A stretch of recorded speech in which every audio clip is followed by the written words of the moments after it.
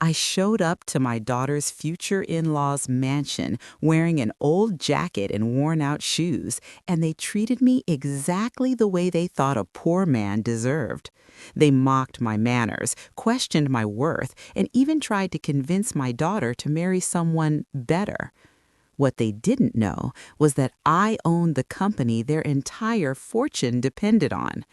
And that dinner they arranged to humiliate me ended up revealing the kind of family my daughter was about to marry into. Before I begin, if you've ever lived through betrayal like this, please leave a comment, and subscribe to my YouTube channel. I still remember the first time my daughter told me she was getting married. It was a quiet Sunday afternoon, and sunlight poured through the kitchen window just the way it used to when my late wife was still alive. My daughter, Emily, stood across the table from me holding a cup of tea that she hadn't taken a single sip from. Her hands were trembling slightly, and that alone told me something big was coming. "Dad," she said softly, "there's someone I want you to meet." Now, when you're a father raising a daughter alone for nearly 20 years, you develop a certain instinct. The moment she said those words, I already knew what they meant. My little girl had grown up. I leaned back in my chair and smiled gently. "His name?" "Daniel," she replied, and a small, nervous smile appeared on her face. I remember studying her expression in that moment. It wasn't just excitement. There was something else mixed in there. Hesitation. "Do you love him?" I asked. Without even thinking, she nodded. "Yes." "Then that's what matters," I said. She looked relieved when I said that, but I noticed something strange. Instead of the conversation becoming lighter, Emily looked even uneasier. That's when she added the part she had been avoiding. "His family, they're very wealthy." I raised an eyebrow, but didn't say anything yet. "They live outside the city in one of those huge estates. His father owns several companies, and his mother is involved in charity boards and social circles. They're very traditional." I could already see where this was going. "And they don't know about me?" I said calmly. Emily looked down at the table. "They know about you," she corrected gently, "but they think you're just a retired mechanic." I couldn't help smiling at that. Technically, that wasn't entirely wrong. I had been a mechanic once, many years ago before life took a very different turn.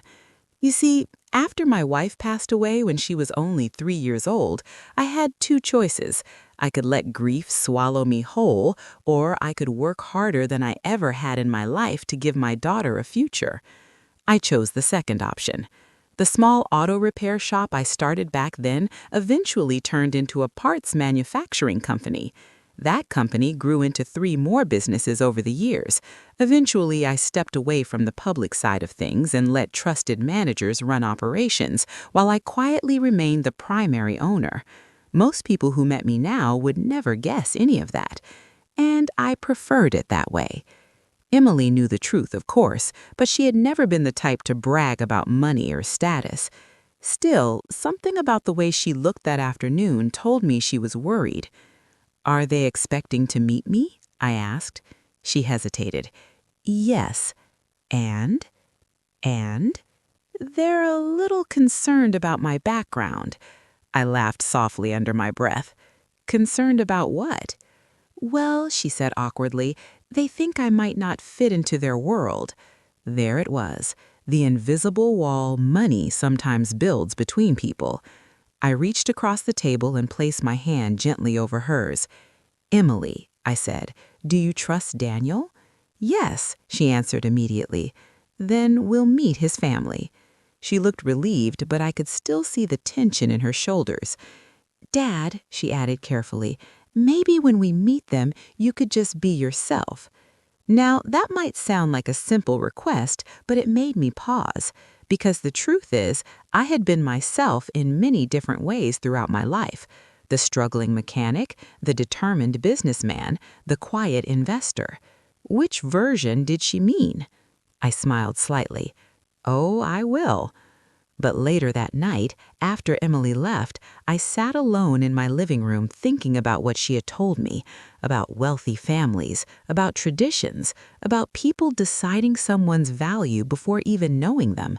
And the more I thought about it, the more one idea formed in my mind. If my daughter was going to marry into that family, I needed to know exactly what kind of people they were. Not the polished version they showed at charity galas, not the charming version they showed at business meetings. I wanted to see who they really were when they believed they were dealing with someone beneath them. So I made a decision. When I met Daniel's family the first time, I would show up exactly the way they expected. Poor, simple, uneducated, and harmless old man who had nothing to offer but his daughter. And if they treated me with kindness anyway, then I would know Emily was walking into a family that valued people, not wealth. But if they didn't, well, then I would learn something far more important before my daughter tied her life to theirs. A week later, Emily called to tell me the dinner had been arranged. "Saturday evening," she said nervously, "at Daniel's parents' house." I asked her for the address. When I looked it up later, I couldn't help letting out a low whistle. The estate sat on several acres outside the city, surrounded by tall iron gates and manicured gardens. Old money, or at least the kind of wealth that wanted to look like old money. That evening, I went to my closet and pulled out two very different sets of clothes. One was a tailored suit worth more than most people's monthly salary. The other was an old brown jacket I used to wear years ago when I still worked long days at the repair shop. The sleeves were slightly worn, the fabric had faded over time. I held both in my hands for a moment, then I slowly placed the expensive suit back in the closet. Saturday arrived sooner than I expected. I drove my oldest car to their estate, not the new one sitting in my garage, but the old pickup truck that rattled a little when the engine started. As I approached the tall iron gates, a security guard stepped out of a small booth and looked at my truck with visible confusion. "Delivery?" he asked. "No," I said politely. "I'm here for dinner with the Harrington family." The guard looked me up and down. Then he checked a list. After a moment, he raised an eyebrow. "You're Mr. Carter?" "That's right." His expression changed slightly, but he still opened the gate. The long driveway curved through perfectly trimmed gardens and fountains before finally revealing the house. Calling it a house might actually be an understatement. It was a mansion. Tall white columns framed the entrance, and enormous windows reflected the evening sky. Expensive cars were parked neatly along the front drive. I parked my old pickup beside them. The contrast alone probably told half the story they expected. When I stepped out, I took a moment to straighten my worn jacket, then I walked toward the front door. Before I could knock, it opened. A tall woman with perfectly styled hair and a pearl necklace stood there. Her eyes scanned me slowly from toe to seat. This had to be Daniel's mother. For a brief second, she looked like she might say the wrong name. Instead, she forced a tight smile. "You must be Emily's father." Her tone carried just enough politeness to hide the judgment underneath. I nodded kindly. "Yes, ma'am, it's a pleasure to meet you." Behind her, through the open doorway, I could already see a dining room filled with polished silverware, crystal glasses, and people dressed in elegant evening clothes. And in that moment, I realized something. This dinner wasn't just a meeting, it was an evaluation. The question was, who exactly was being evaluated? The woman at the door held her smile just long enough for politeness to survive the moment, but not long enough to hide what she really thought of me. Her eyes moved slowly over my jacket, my shoes, and finally the old pickup truck behind me. I had seen that look before, many times in my life.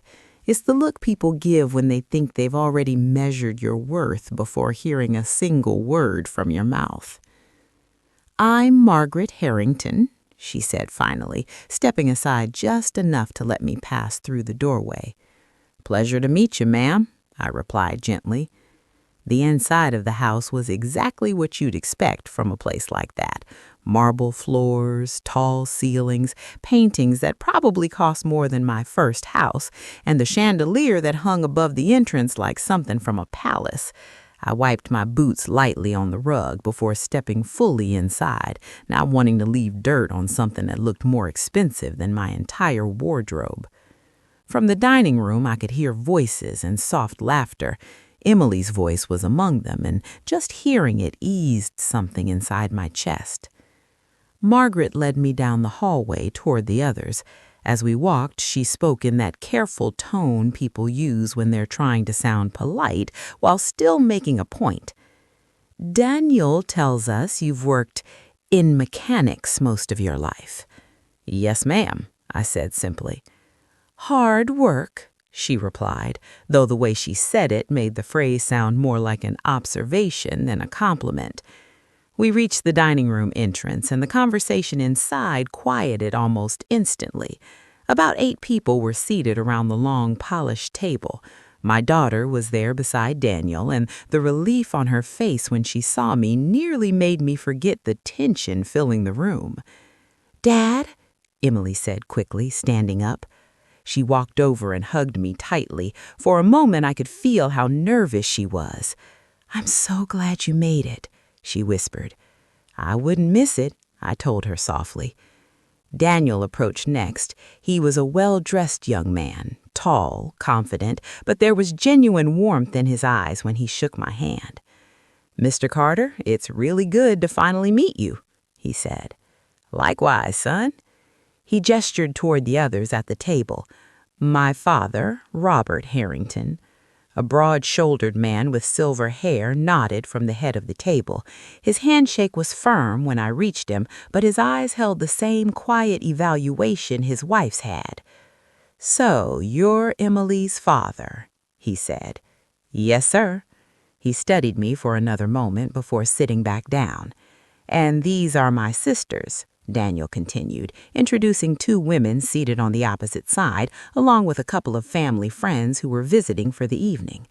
Each greeting carried the same subtle pattern: a polite smile, a quick glance at my jacket, a slight pause in conversation as they processed the contrast between me and the room around us.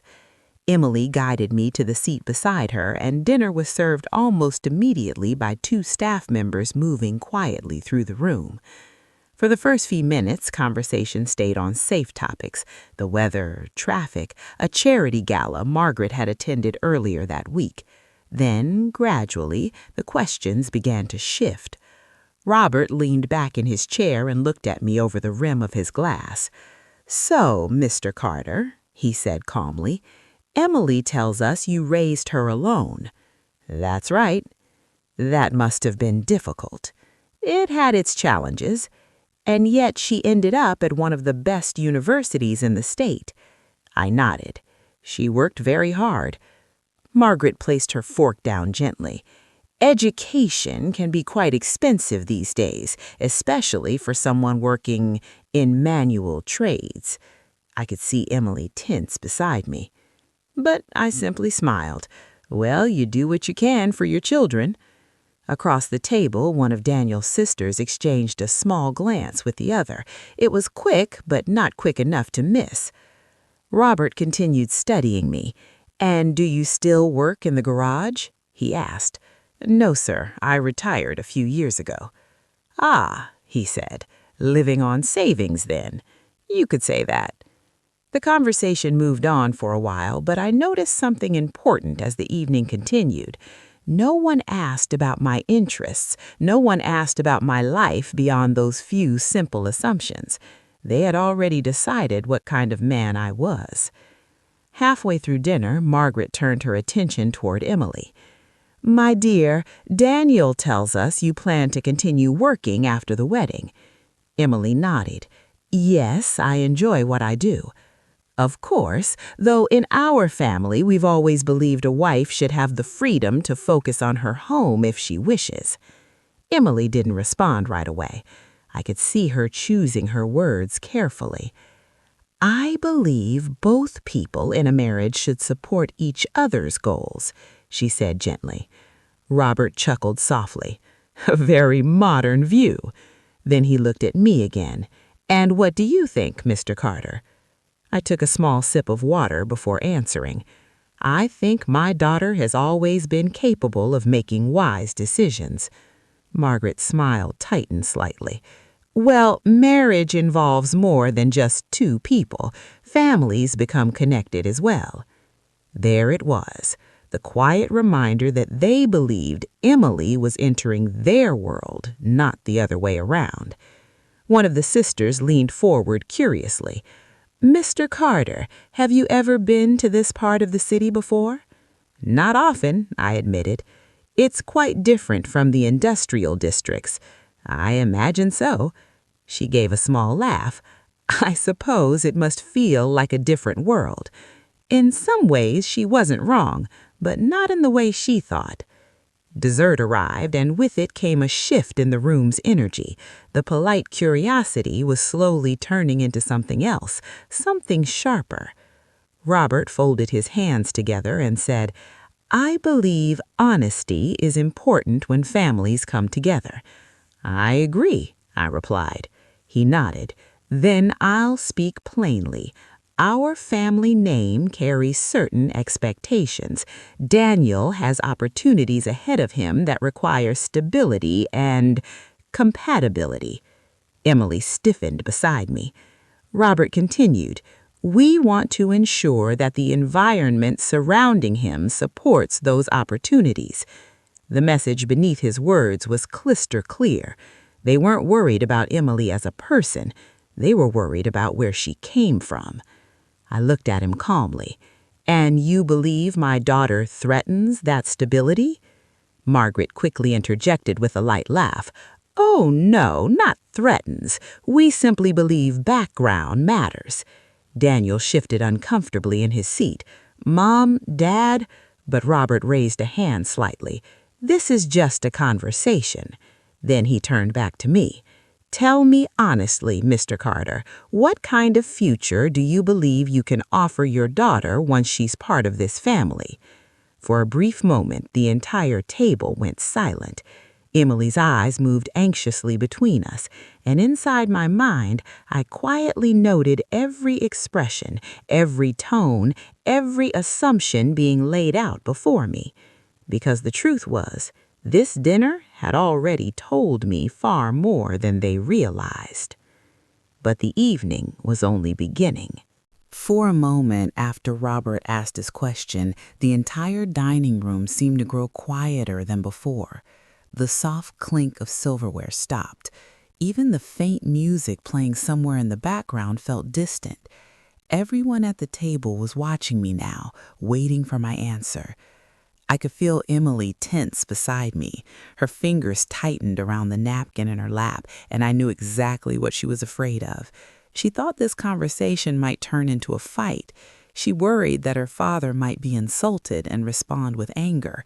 But anger wasn't what I felt. What I felt was something far calmer, understanding. Because when people believe they're speaking to someone beneath them, they often reveal their true character without even realizing it.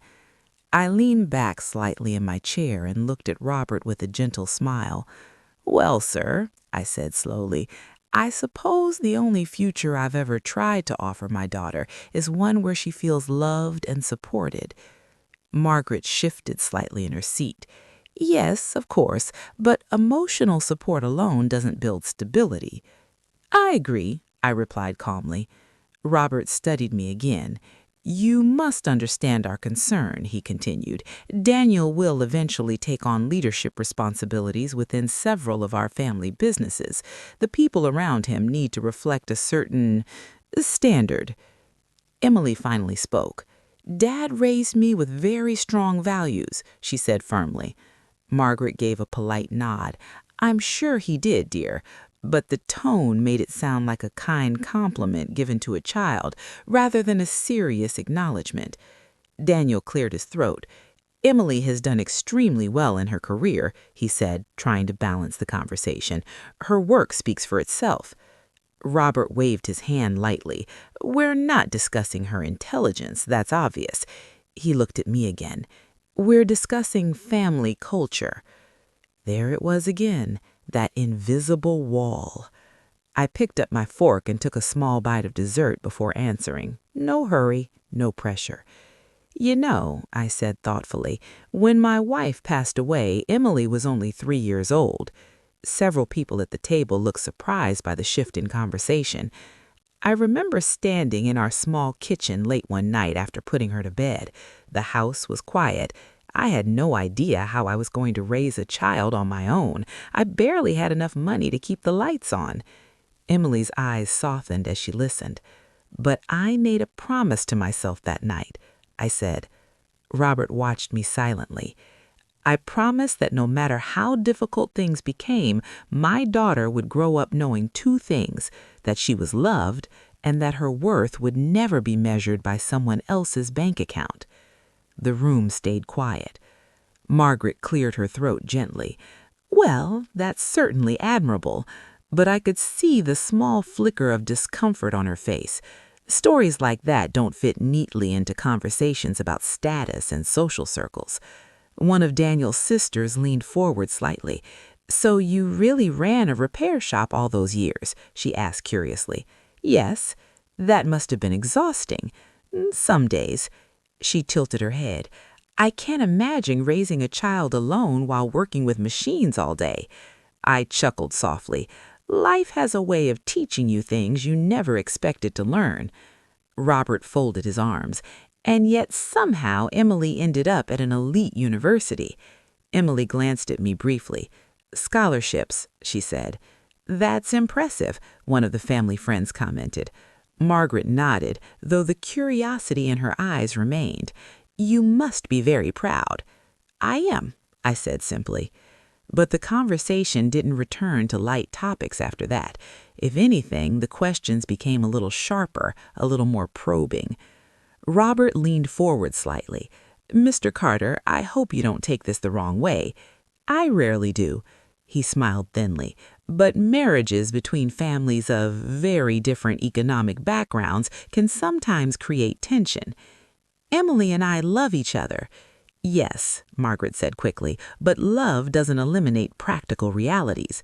Daniel shifted uncomfortably again. "Mom," she replied, "I'm only being honest." Then she looked at me again.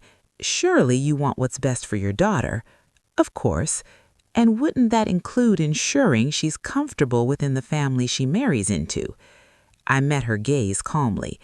"Comfort doesn't always come from money." One of the sisters gave a small laugh under her breath. "Well, it certainly helps." The comment hung in the air. Emily looked embarrassed, but I placed a gentle hand over hers under the table. She didn't need to defend me. Not yet. Robert leaned back again, studying me with growing curiosity. "You're a very calm man, Mr. Carter." "I try to be." "Most fathers would feel intimidated in this situation." I smiled slightly. "Why would I feel intimidated?" He gestured lightly around the room. "Our lifestyle is quite different from what you're used to." There it was again, the assumption, the certainty, the quiet belief that they already understood the limits of my world. For a brief second, I almost laughed, but instead I simply said, "Perhaps." Across the table, Margaret exchanged a subtle glance with her husband. I noticed it, and I realized something interesting. They weren't just judging me, they were also trying to figure out why I wasn't reacting the way they expected. People who believe they hold all the power often become confused when the person they're judging doesn't show fear. Daniel suddenly spoke again. "Actually, Dad, Mr. Carter has always been very supportive of Emily's independence." "I'm sure he has," Robert said politely, but the tone suggested he didn't consider that particularly important. Then Margaret did something that changed the mood of the evening slightly. She put her napkin down and said, "Well, perhaps we should all move to the sitting room after dessert. I've arranged a small gathering with a few friends later tonight." Emily looked surprised. "You didn't mention that." "Oh, it's nothing formal," Margaret replied. "Just a few people stopping by."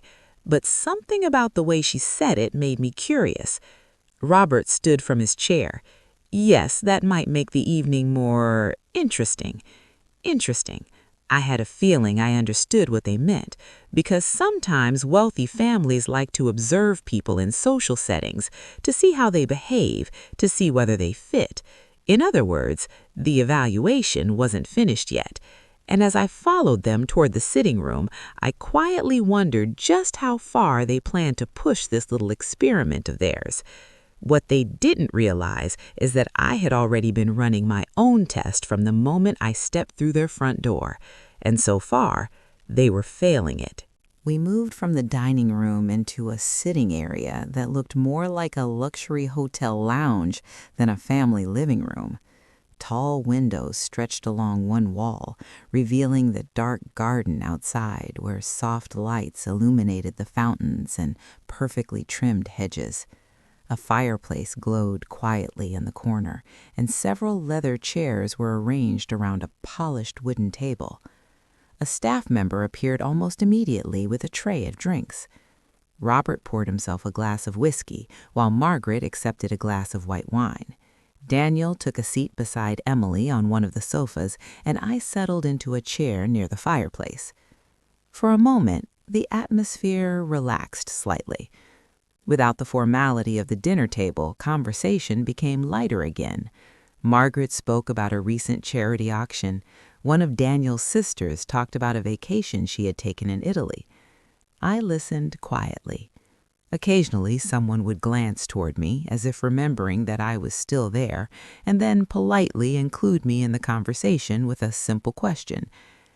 "Have you ever traveled abroad, Mr. Carter?" "Not much," I replied. "That's understandable," the sister said with a small smile. Another guest asked if I enjoyed golf. "I've never had the patience for it," I admitted. That earned a few soft laughs. Nothing overtly cruel had been said yet, but the pattern was obvious. Every question was carefully designed to remind everyone at the table that I didn't belong in their world. Emily sat quietly beside Daniel, occasionally glancing toward me with concern. I could see she was worried about how I might feel. But the truth was, I felt calmer than ever, because the longer the evening continued, the more clearly everyone's character revealed itself. About 20 minutes later, a car pulled up outside. Margaret looked toward the large window and smiled. "Ah, our other guests have arrived." Emily looked confused again. "You invited more people?" "Just a few friends," Margaret replied lightly. Within a few minutes, the front door opened and 3 more guests entered the house, 2 men and a woman, all dressed in the same elegant style as the rest of the Harrington family. Robert greeted them warmly. "Good to see you again." Introductions were made, and soon everyone gathered in the sitting room. When Margaret introduced me, she paused ever so slightly. "And this is Emily's father, Mr. Carter." The way she said it carried the same subtle tone she had used earlier, polite but distant. One of the new guests, a tall man with slick gray hair, shook my hand briefly. "Pleasure."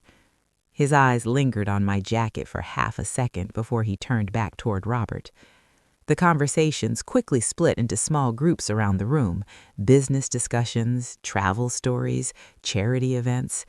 At one point, the gray-haired man began talking about an investment opportunity involving manufacturing companies.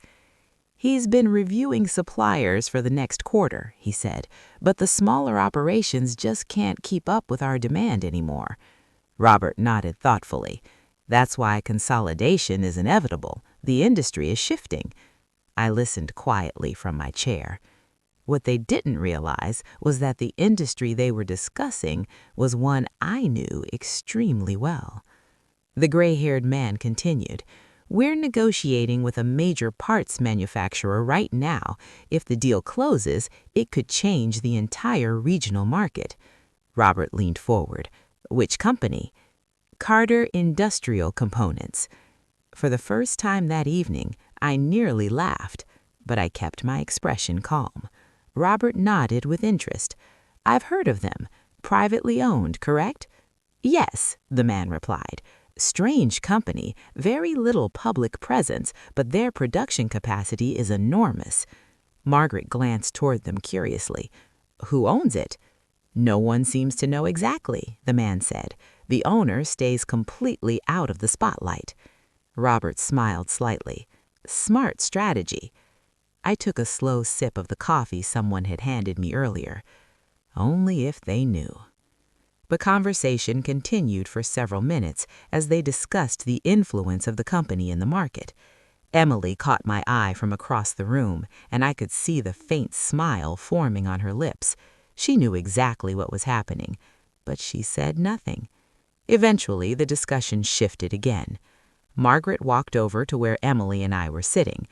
"My dear," she said to her son, "why don't you show Emily the garden lights outside? They're beautiful this time of night."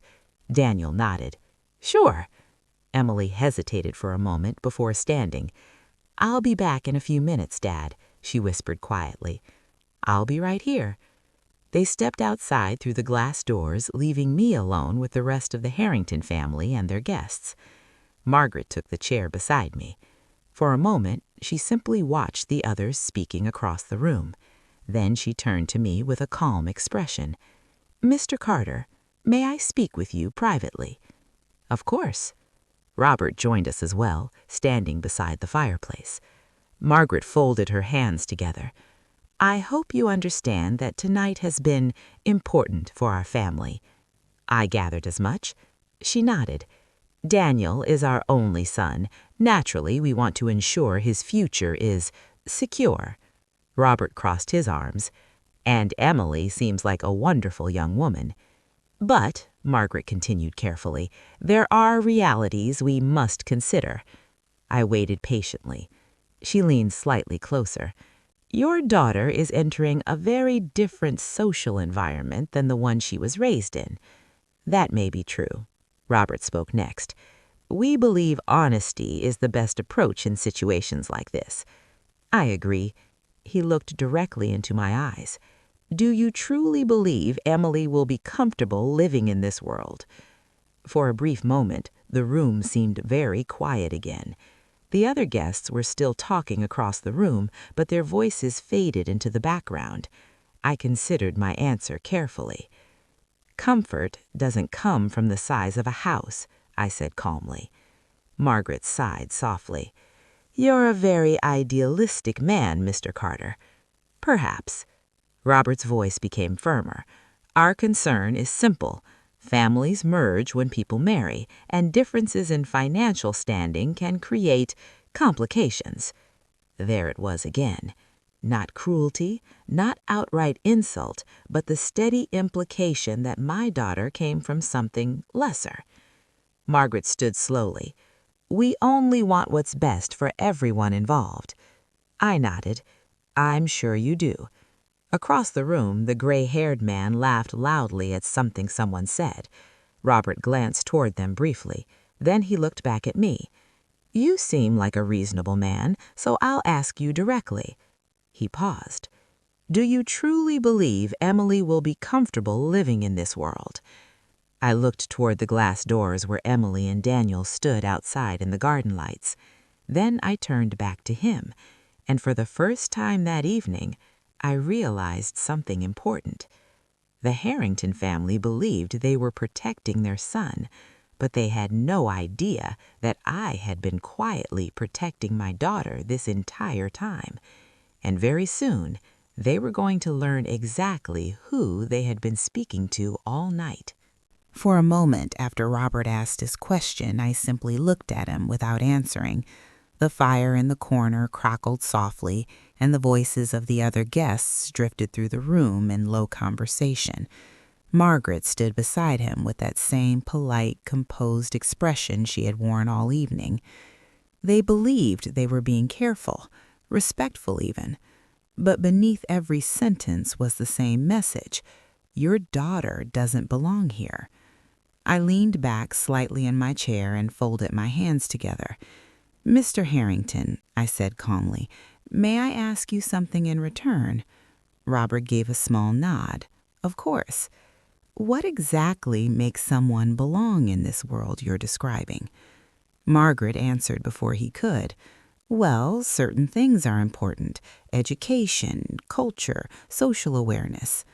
Robert added, and stability. I nodded slowly. All reasonable qualities. Margaret looked relieved that I seemed to agree. But there's also something else, she continued. Reputation, background. I noticed how carefully she avoided using the word money, but the meaning was clear. I turned my eyes briefly toward the large windows again. Outside, Emily and Daniel were walking slowly along the garden path under the lights. They were talking quietly, probably about the tension they both felt inside the house. Seeing my daughter there reminded me of something. The first day she started kindergarten, she had held my hand tightly outside the school door, nervous about walking into a room full of strangers. I had knelt beside her and told her something I truly believed. Kind people will always recognize kindness. At the time, she didn't fully understand what I meant. Tonight, I was seeing the adult version of that lesson unfold. I turned my attention back to Robert and Margaret. You're worried Emily might feel out of place? I said. Robert nodded. Yes. Let me ask you something honestly. Have you asked her how she feels? Margaret gave a soft, polite smile. Emily is very sweet, but young people sometimes underestimate the pressures of certain environments. Robert stepped closer. You must understand our position. We have spent decades building a certain life. We simply want to make sure that the people entering it are compatible. There was that word again, compatible, as if human relationships were business mergers. I gave a small, thoughtful nod. That makes sense. Margaret seemed pleased by my response. I'm glad to see it that way. Then she added something that revealed more than she probably intended. In truth, we were quite surprised when Daniel first introduced Emily to us. Oh, I said. Yes, she replied lightly. He has always moved in rather refined circles. Robert continued. Many of our friends' daughters grew up with Daniel, attended the same schools, shared similar experiences. I understood immediately. They had already imagined the kind of woman their son would marry, someone from their world, someone whose family name carried weight in the same social circles. Emily had disrupted that expectation. One of the guests approached then, holding a drink. Robert, have you heard back from the investors in Chicago yet? Robert shook his head. Not yet. They began discussing business again for a moment, but the conversation drifted back toward the manufacturing deal they had mentioned earlier. The gray-haired man spoke again. If Carter Industrial accepts the offer, the supply chain could shift overnight. Robert nodded. That company's growth has been remarkable. Margaret glanced toward them. It's strange that no one knows the owner. Some people prefer privacy. I almost smiled. Across the room, Daniel and Emily walked back inside through the glass doors. Emily looked slightly more relaxed than before, but she still glanced toward me as if checking that everything was all right. I gave her a small, reassuring smile. Daniel joined his parents near the fireplace. Everything all right in here? He asked. Margaret answered quickly. Of course. Robert placed a hand on his son's shoulder. We were just discussing business. Daniel nodded. Then he looked at me. Mr. Carter, I hope you're comfortable. Very much so.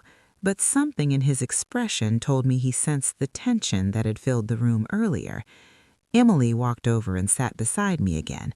Dad, the gardens are beautiful, she said softly. I believe it. Margaret clasped her hands together. Well, perhaps we should all gather again for coffee before the evening ends. Everyone slowly returned to their seats. For a while, the conversation became lighter again, stories about travel, charity events, local news. But I noticed something else happening beneath the surface. The Harrington family continued observing me, my manners, my speech, the way I held my coffee cup. Every small detail was quietly measured. After nearly 15 minutes of this, Robert finally leaned forward again. Mr. Carter, he said. Yes? You mentioned earlier that you're retired. That's right.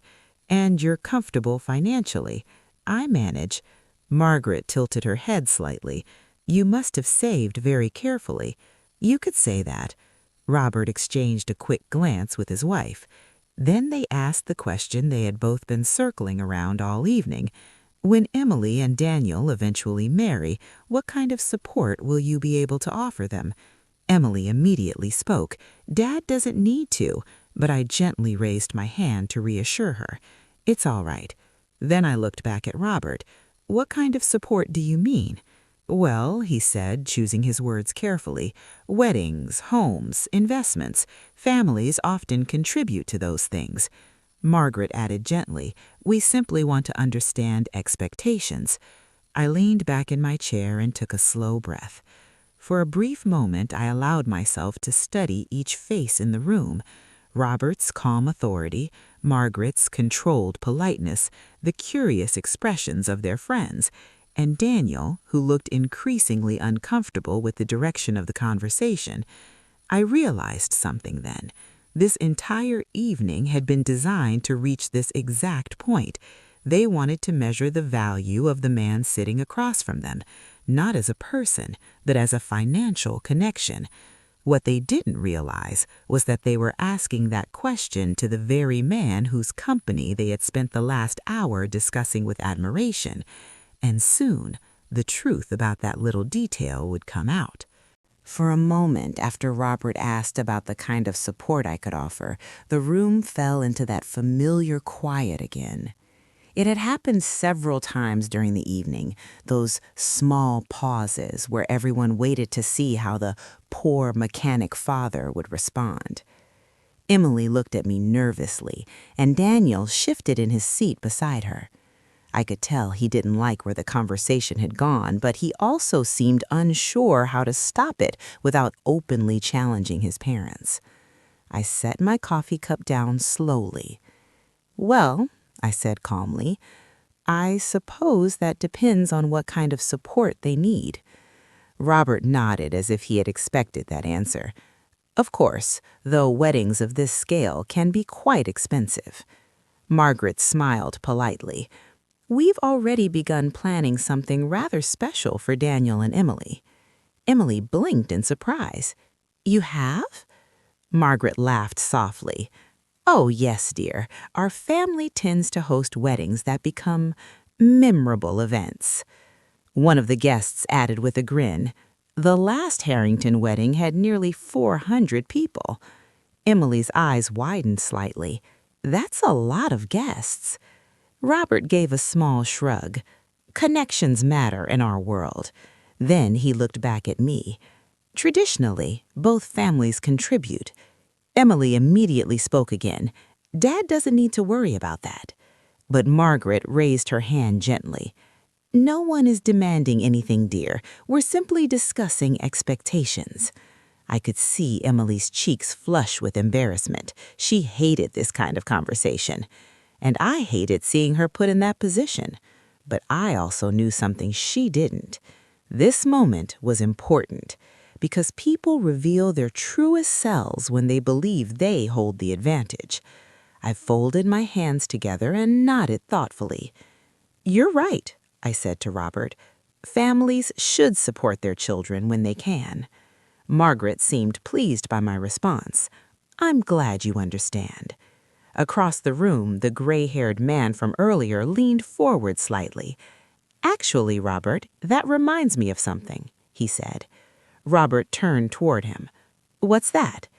The Carter Industrial deal we were discussing earlier. Robert nodded. Yes? The board meeting is scheduled next week. If the acquisition goes through, it could double our production capacity. Robert glanced briefly at me, then back to the man. Still no word from the owner? None. The negotiations are handled entirely through legal representatives. Margaret sighed softly. I always find it strange when wealthy people hide from public life. The man chuckled. Some people prefer to stay invisible. Emily looked at me briefly, and I noticed the tiny smile she tried to hide behind her cup. She knew exactly how ironic that statement was. Robert leaned back in his chair. Well, whoever owns Carter Industrial clearly understands business. He gestured toward the gray-haired man. You said their facilities produce nearly 40% of the region's automotive components now? Closer to 45, the man replied. Impressive, Robert said. Then he added something that made Emily glance toward me again. If we secure that partnership, our family companies will grow significantly. I remained silent. The room buzzed with conversation for another minute about supply chains, market expansion, and investments. Listening to them discuss my own company as if I were just another observer was strangely amusing. Finally, Robert turned back toward me. Forgive the business talk, Mr. Carter. Not at all, I replied. It's simply part of our daily life. I understand. He studied me again with growing curiosity. You've been very quiet through those discussions. I enjoy listening. Margaret gave a small laugh. Business conversations can be dull if you're not familiar with them. I smiled gently. I've picked up a few things over the years. Daniel looked toward me thoughtfully. What kind of work did you do at the repair shop exactly? He asked. Mostly engines, I replied. That must have given you a strong understanding of machinery. It did. Robert leaned forward slightly. Still, the scale of modern manufacturing operations is quite different. That's true. He paused, then added casually, facilities like Carter Industrial require enormous capital and management experience. The gray-haired man nodded. Hundreds of employees. Margaret shook her head in mild disbelief. All controlled by one mysterious owner. I noticed something then. For the first time that evening, Robert wasn't looking at me with simple dismissal anymore. He was studying me more carefully, as if something about my calmness during the conversation had begun to puzzle him. Emily leaned slightly closer to me. Dad, are you okay? Of course. I'm sorry about tonight. I shook my head gently. Don't apologize. Daniel must have heard part of that exchange because he spoke up suddenly. Actually, there's something I want to say. Everyone looked toward him. He sat forward in his chair. Emily and I have built our relationship ourselves. We didn't choose each other based on family background or social status. Margaret sighed quietly. No one is questioning your feelings, Daniel. But it feels like Emily is being judged. Robert's voice remained calm. This is simply a discussion. Daniel shook his hand slightly. It doesn't feel like one. Emily squeezed his hand. It's all right. But I could see how uncomfortable the situation had become for both of them. Robert looked at me again. Mr. Carter, perhaps you can help clarify something. Certainly. Do you believe financial differences between families can create challenges in marriage? I considered the question for a moment. Then I answered honestly. Only if people allow money to define their respect for each other. The room grew quiet again. Margaret looked slightly unsettled by that answer. Robert studied me longer than before. You're an interesting man, Mr. Carter. I've lived long enough to see many different kinds of people. The gray-haired man suddenly stood up and stretched. Well, it's getting late. I should probably head home. Several others began gathering their coats as well. Margaret walked them toward the front door while Robert remained by the fireplace. For a moment, it was just the four of us in the room. Robert, Daniel, Emily, and me. Robert looked at his son. Daniel, why don't you see our guests out? Daniel nodded. Sure. Emily stood as well. I'll help. They walked toward the hallway together, leaving Robert and me alone by the fireplace. The moment the others disappeared from view, Robert spoke again. You know, Mr. Carter. Yes? You still can't quite figure you out. I smiled faintly. That's all right. He studied me carefully. Most men in your position tonight would have reacted differently. How so? With defensiveness or discomfort. Perhaps I'm simply patient. Robert nodded slowly. Perhaps. but I could tell the curiosity in his mind had only grown stronger, and very soon that curiosity was going to turn into something much more surprising. Robert and I stood quietly beside the fireplace for a moment after the others left the room. The house had grown noticeably quieter now that most of the guests were preparing to leave. I could hear Margaret's voice faintly from the hallway as she thanked people for coming. Robert poured himself another glass of whiskey and gestured toward the bottle. "Care for one?" "Thank you," I said politely, "but I'll stick with coffee." He nodded and leaned slightly against the mantel. "You know," he said thoughtfully, "I've hosted many dinners like this over the years. I imagine you have. Business partners, investors, families of people my children were dating." He took a small sip from his glass. "Most of those evenings follow a predictable pattern." "How so?" Robert looked at me with a faint smile.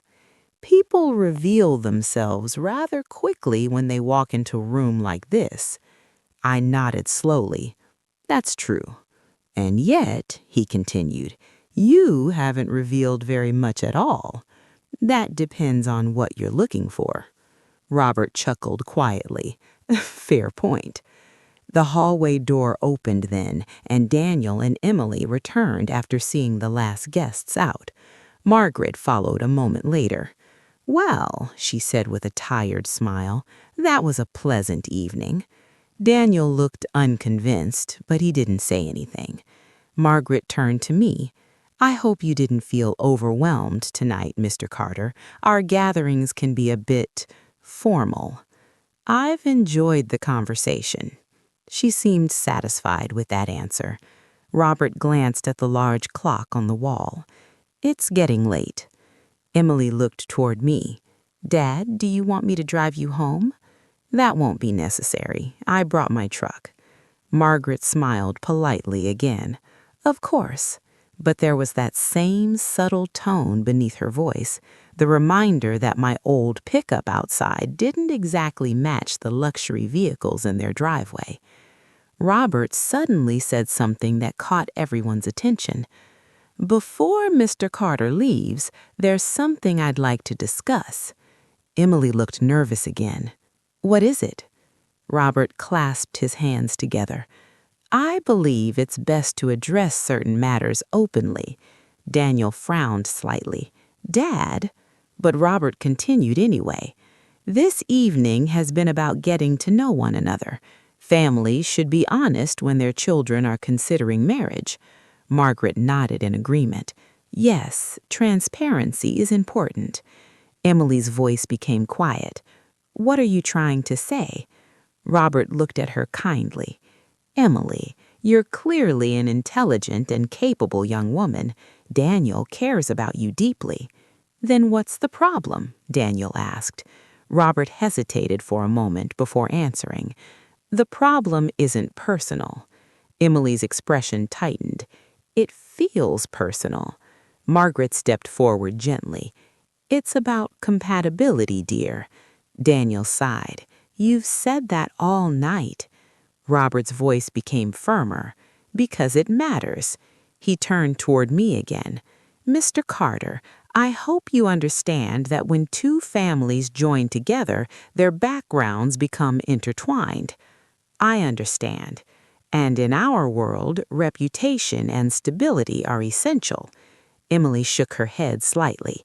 "You keep saying that like Dad doesn't have either of those." Margaret quickly tried to soften the moment. "No one is insulting your father." But Daniel spoke again. "Then what exactly are you implying?" Robert took a slow breath.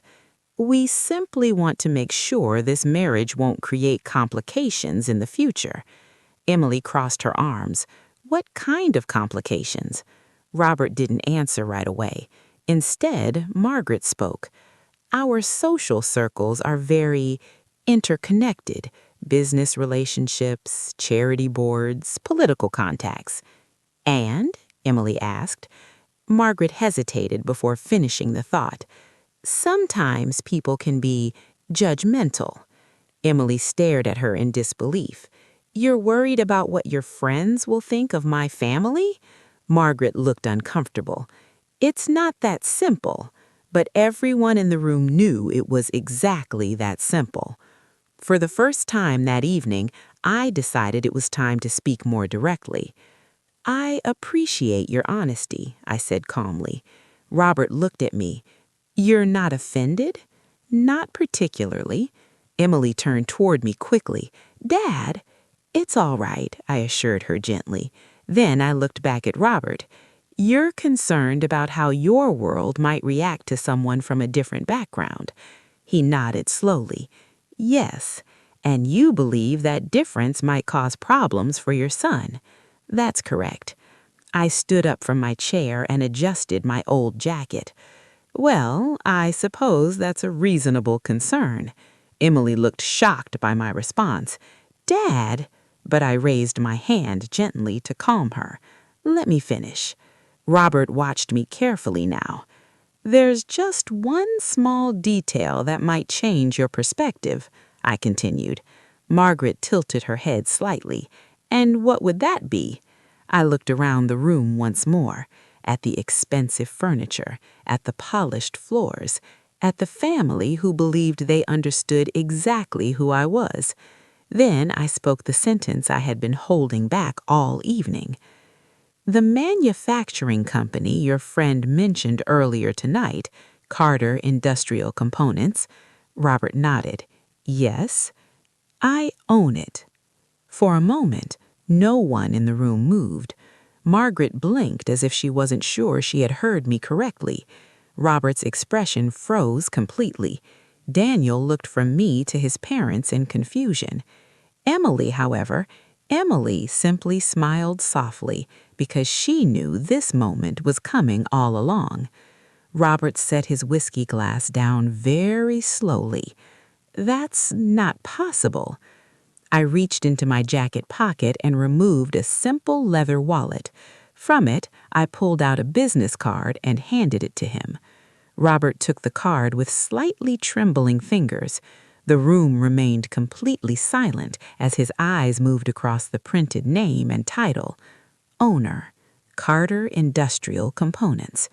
Margaret stepped closer and read over his shoulder. Her face turned pale. But you said you were a mechanic. I was, I replied calmly. Robert looked up at me stunned. But that company supplies nearly half the manufacturers in this region. That's correct. Daniel stared at me in disbelief. You mean the company my father's been negotiating with? Yes. Emily squeezed his hand. Robert ran a hand slowly through his hair.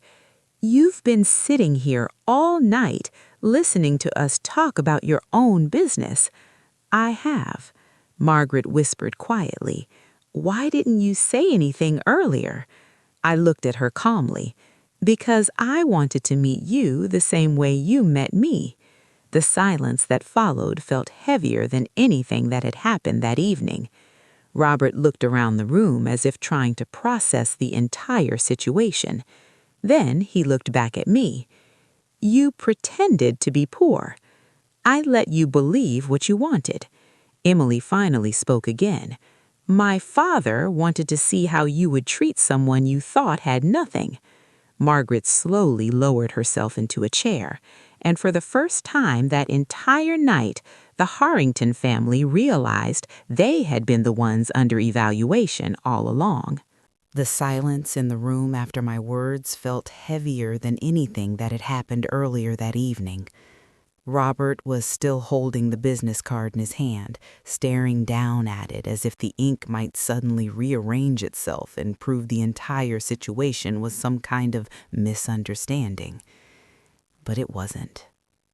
Margaret remained seated, her fingers resting on the edge of the chair as though she needed something solid to steady herself. Daniel looked from his parents to me and then to Emily, trying to connect the pieces of a puzzle he had never realized existed. Emily was the only one who didn't seem surprised. She stood quietly beside me, her expression calm but thoughtful. Robert finally spoke. You own Carter Industrial? Yes. The same company we've been negotiating with for the last 6 months? That's correct. He let out a slow breath and ran a hand across his face. For a man who had spent the entire evening speaking with confidence and control, the shift in his posture was obvious. The balance of the room had changed, and he knew it. Margaret's voice came out softer than before. "But you told us you were a mechanic." "I told you that's what I used to do." Her eyes widened slightly as the realization sank deeper. "You let us assume the rest." "I did." Robert slowly placed the card on the table. "And the truck outside? The jacket?" "Old habits," I said gently. Daniel let out a small laugh of disbelief. "You're telling me my father has been trying to impress the owner of the company he wants to partner with while assuming that same man couldn't afford dinner?" Emily squeezed his hand lightly. Robert didn't laugh. Instead, he looked directly at me. "Why?" It was a simple question, but the weight behind it was clear. Why come here like this? Why allow the evening to unfold the way it had? I answered honestly, "Because my daughter is the most important person in my life." Emily's eyes softened when I said that. When she told me about Daniel, I was happy for her, truly happy, but I also knew she was entering a family very different from the one she grew up in. Margaret listened quietly now. "So I wanted to know something before the wedding," I said. Robert crossed his arms slowly. "What?" I met his gaze. "I wanted to know how that family treats someone they believe has nothing to offer them." The words hung in the air. No one rushed to fill the silence, because everyone in the room already knew the answer. Margaret looked down at her hands. "We weren't trying to be cruel." "I believe you," I said calmly, "but you were judging." She nodded slowly. "Yes." Robert remained still for several seconds. Then he said something I didn't expect. "You're right." Daniel looked at him in surprise. Robert continued, "We were judging." He walked over to the fireplace and rested his hands on the mantel, staring into the flames. "I spent my entire career building businesses. In that world, you learn to evaluate people quickly, to look for advantages and risks." He turned back toward me. "But tonight, I forgot something important." "What's that?" I asked calmly. "That not everything valuable shows up on a balance sheet." Margaret looked up again, her voice quieter than I had heard all evening. "We thought we were protecting our son, and I thought I was protecting my daughter." Daniel ran a hand through his hair. "This is a lot to process." Emily gave him a small smile. "Imagine how I felt the first time Dad told me his company was expanding into 3 different states." Robert raised an eyebrow. "You knew?" Emily nodded. "Of course I knew." Margaret blinked in disbelief. "And you didn't tell Daniel?" Emily looked at him gently. "It never felt important." Daniel laughed softly. "That's one way to keep a secret." Robert walked back toward the center of the room. "I owe you an apology, Mr. Carter." I shook my head slightly. "You don't owe me anything." "Yes, I do." He gestured toward the room around us. "This house, these cars, the businesses. I've spent so long building this life that I started believing it defined who we were." Margaret nodded slowly. "And tonight, we treated a good man like he was beneath us." I looked at both of them calmly. "What matters now is what you do with that realization." Robert took a deep breath. Then he turned toward Emily. "You deserve better than the way we behaved tonight." Emily hesitated. "I appreciate you saying that." Daniel stepped forward and took her hand. "I'm sorry too," he said. "I should have spoken up sooner." Emily smiled gently. "You tried." Margaret stood from her chair and walked over to me. For the first time that evening, her smile looked genuine rather than practiced. "I suppose you passed your own test as well," she said. "I wasn't taking a test." "Weren't you softly?" I thought about that for a moment. Maybe she was right. Robert suddenly chuckled quietly. You know something ironic? What's that? I asked. If this partnership between our companies goes through, we'll end up working together anyway. That's possible. He extended his hand. But tonight isn't about business. I shook his hand firmly. No, it isn't. Daniel looked between all of us. So what happens now? I looked at my daughter. That depends on Emily. The room grew quiet again as everyone turned toward her. Emily took a slow breath. I love Daniel, she said.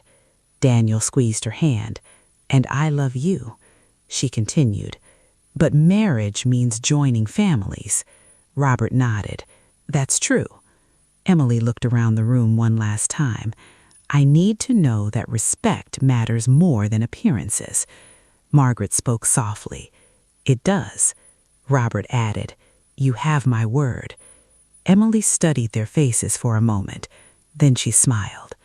All right. Daniel exhaled with relief. Margaret laughed quietly. Well, this evening certainly didn't go the way I expected. Robert shook his head with a small grin. No, it didn't. I picked up my old jacket and slipped it back on. Well, I said, I probably should head home. Daniel looked toward the door. I'll walk you out. Emily hugged me tightly before I left. Thanks, Dad. For what? For reminding everyone what really matters. I smiled. That lesson is easy to forget. As I stepped outside into the cool night air, I glanced back at the mansion one last time. The same house that had felt like a place of judgment a few hours ago now simply looked like a building full of people learning an important lesson. And sometimes that's all any of us really need.